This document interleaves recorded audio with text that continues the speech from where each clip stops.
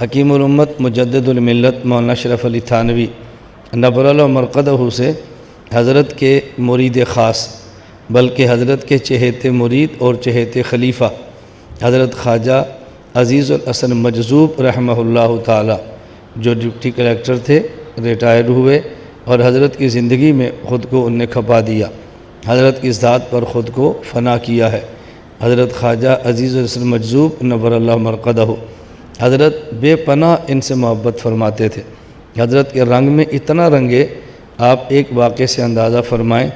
جامعہ اشرفیہ لاہور کے محتمم مفتی محمد حسن نبر اللہ مرقدہ خلیفہ مجاز حکیم الامت مجدد الملت مولانا اشرف علی تھانوی رحمہ اللہ اپنے شیخ حضرت تھانوی رحمہ اللہ کی وفات کے بعد اپنا اصلاحی تعلق قائم کیا خواجہ عزیز الحسن مجذوب رحمہ اللہ غیر عالم حضرت کے خلیفہ سے۔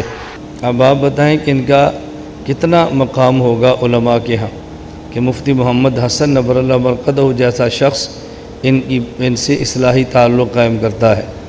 حضرت خواجہ عزیز مجذوب رحمۃ اللہ علیہ نے حکیم الامت حضرت تھانوی سے ایک سوال کیا۔ یہ سوال بہت عجیب ہے۔ حضرت سے پوچھا کہ حضرت آپ یہ بات فرمائیں کہ ذکر اللہ کا ذکر جو کام کرتا ہے، آپ فرماتے ہیں اللہ کا ذکر کرو لیکن کسی سے بیعت کرو، کسی کے مرید ہو جاؤ اور شیخ سے پوچھ کے ذکر کرو۔ یہ بڑا اہم سوال ہے۔ بیعت ہو جاؤ، مرید بنو اور شیخ سے پوچھ کے ذکر کرو۔ حضرت اللہ کے ذکر نے جو کام کرنا ہے وہ خود بھی کر سکتا ہے، اپنے شیخ سے پوچھیں اور پھر کریں۔ اس سے ذکر اللہ اثر کیوں زیادہ کرتا ہے؟ تو ذکر اللہ نے جو اثر کرنا ہے اس کے لیے درمیان میں شیخ کی ضرورت کیا ہے؟ بغیر ضرورت کے کیوں نہیں اثر کرتا؟ حضرت تھانوی کا جواب سنیں۔ حضرت تھانوی فرمانے لگے کہ اثر تو اللہ کے ذکر ہی نے کرنا ہے، لیکن اصل اثر کرنا تب ہے جب اپنے شیخ سے ذکر پوچھے اور پھر کرے۔ فرمایا اس کی مثال ایسے سمجھو کہ جیسے تلوار ہے، تلوار نے کاٹنا ہی ہے لیکن کاٹنا تب ہے جب کسی کے ہاتھ میں ہو۔ کسی کے ہاتھ میں نہ ہو تلوار ہوتی ہے لیکن کاٹتی نہیں ہے۔ اگر آپ تلوار سے کاٹنے کا کام لینا چاہتے ہیں تو مضبوط ہاتھ میں دو، پھر دیکھو تلوار کیسے کاٹتی ہے۔ اسی طرح اللہ کا ذکر اپنا کام کرتا ہے، لیکن جب ہاتھ کسی شیخ کے ہاتھ میں دو اور پھر ذکر کرو تو آپ دیکھنا کہ ذکر اثر کیسے کرتا ہے۔ حکیم الامت مجدد الملت مولانا اشرف علی تھانوی رحمہ اللہ فرمانے لگے سنت اللہ یوں ہی جاری ہے کہ اللہ رب العزت جب بھی کسی بندے کو کوئی چیز عطا فرماتے ہیں تو نسبت کے بعد عطا فرماتے ہیں اور صحبت کے بعد عطا فرماتے ہیں۔ یہ سنت اللہ جاری ہے۔ فرمایا اس کی مثال سمجھو، صحابہ کرام رضی اللہ عنہ مجمعین اس دنیا میں انبیاء کے بعد سب سے بڑے لوگ ہیں، لیکن صحابی بنتا ہی وہ ہے جس کو پیغمبر کی صحبت ملے، نبی کی صحبت میں نہ ملے اور روزانہ قرآن کریم پڑھتا رہے تو اس کو وہ مقام نہیں ملتا جو پیغمبر کی صحبت سے ملتا ہے۔ یہ اللہ کی سنت یوں جاری ہے۔ اور آپ پوری اپنی ماضی اسلامی تاریخ کھول کر دیکھ لو کہ جو لوگ جتنے بڑے ہوئے ہیں ان کی کسی بڑے کے ساتھ نسبت، بڑے کے ساتھ تعلق ہوگا اور اس کے بعد پھر بڑے بنتے ہیں۔ اگر تعلق نہ ہو تو پھر آدمی اس مقام تک نہیں پہنچتا جو مقام یہ دین کا حاصل کرنا چاہتا ہے۔ تو اللہ رب العزت نے فرمایا یا ایھا الذین آمنوا اتقوا اللہ، یا ایھا الذین آمنوا، اے ایمان والو اتقوا اللہ، تقوی اختیار کرو۔ اور اس کا طریقہ کیا ہے؟ کونوا مع الصادقین، صادقین کے ساتھ رہو۔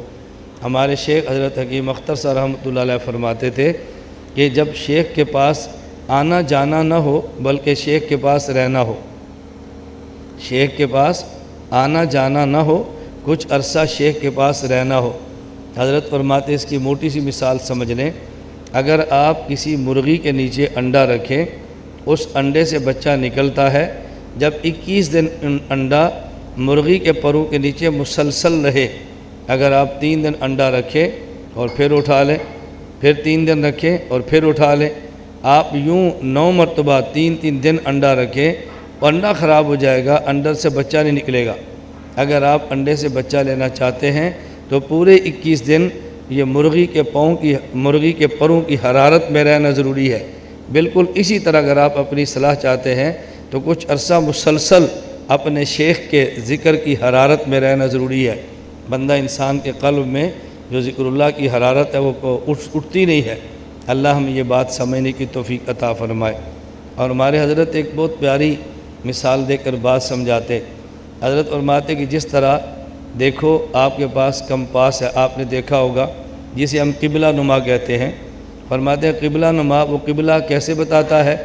وہ اس کمپاس میں ایک سوئی ہوتی ہے اور سوئی کے آگے کونے پر ایک مسالہ لگا ہوتا ہے، اور اس مسالے کا تعلق کس کے ساتھ ہوتا ہے؟ حضرت فرماتے ہیں قطب شمالی کی طرف جہاں مقناطیس کے پہاڑ ہیں اس کا تعلق ادھر ہوتا ہے۔